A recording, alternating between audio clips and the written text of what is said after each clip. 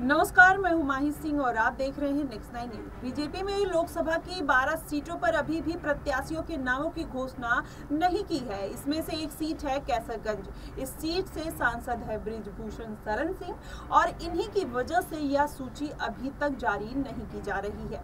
आपको बता दें, इस सीट से बृजभूषण शरण सिंह चुनाव लड़ना चाहते हैं, जबकि तमाम विवादों के कारण बीजेपी इस पर इन्हें टिकट देने से बचना चाहती है। वहीं बीजेपी इनके परिवार के किसी सदस्य को टिकट देना चाहती है, लेकिन इस बात पर बीजेपी और बृजभूषण शरण सिंह में ठनाठनी देखने को मिल रही है। आपको बता दें, भाजपा नेतृत्व में बृजभूषण शरण की पत्नी या बेटे प्रतीक भूषण में किसी एक को टिकट देने का प्रस्ताव दिया है। फिलहाल बृजभूषण इसके लिए तैयार नहीं दिखाई दे रहे हैं। उन्होंने अब इस प्रस्ताव को ठुकरा दिया है। वहीं सूत्रों के अनुसार अगर बात करें तो बृजभूषण के हट को देखते हुए भाजपा नेतृत्व अब एमपी एमएलए कोर्ट दिल्ली के फैसले की प्रतीक्षा कर रहा है। वहीं बृजभूषण के एक मामले में अंतिम सुनवाई होने वाली है। संभव है कि इसी दिन फैसला भी आ जाएगा।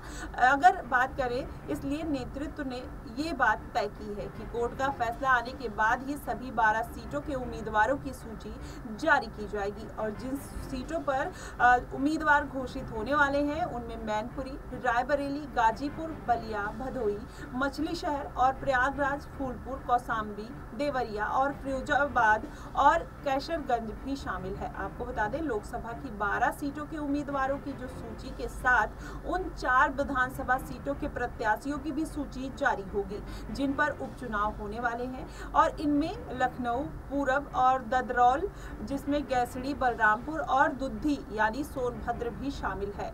इसमें से 3 सीटों पर भाजपा जीती थी, जबकि गैसड़ी में सपा जीती थी। वहीं लखनऊ पूरब सीट के विधायक आशुतोष टंडन और ददरौल विधायक मानवेंद्र सिंह के निधन की वजह से ये सीट खाली पड़ी हुई है, जबकि एक मामले में सजा के बाद भाजपा विधायक रहे राम दुलार गोंड को अयोग्य करार दिए जाने की वजह से दुद्धी सीट भी खाली हुई है। अब ऐसे में देखना होगा कि भाजपा यहाँ पर अपने कौन से प्रत्याशी उतारते हुए नजर आती है। लेकिन जिस तरीके से बृजभूषण शरण सिंह के लिए ये सीट अभी छोड़ी गई है या फिर भाजपा उनके कोर्ट के फैसले का इंतजार कर रही है, ऐसे में माना जा सकता है कि बृजभूषण शरण सिंह ही इस सीट से चुनाव लड़ सकते हैं, क्योंकि जिस तरीके से पार्टी उनके पत्नी और बेटे को टिकट देना चाहती है, लेकिन उस पे बृजभूषण उसके लिए तैयार नहीं नजर आ रहे हैं। वैसे में देखना होगा कि अगर कोर्ट से उनको राहत नहीं मिलती है तो क्या बृजभूषण शरण सिंह इस चीज के लिए अपनी पत्नी और बेटे को टिकट देने के लिए तैयार होते हैं या नहीं। तो आने वाले दिनों में देखना होगा कि जिस तरीके से बृजभूषण के ऊपर केस चल रहा है, उनको राहत मिलते हुए नजर आती है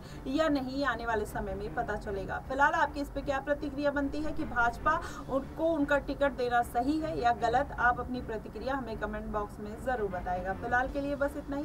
देश और दुनिया की तमाम खबरों के लिए हमारे साथ बने रहिए नेक्स्ट 9 न्यूज पर।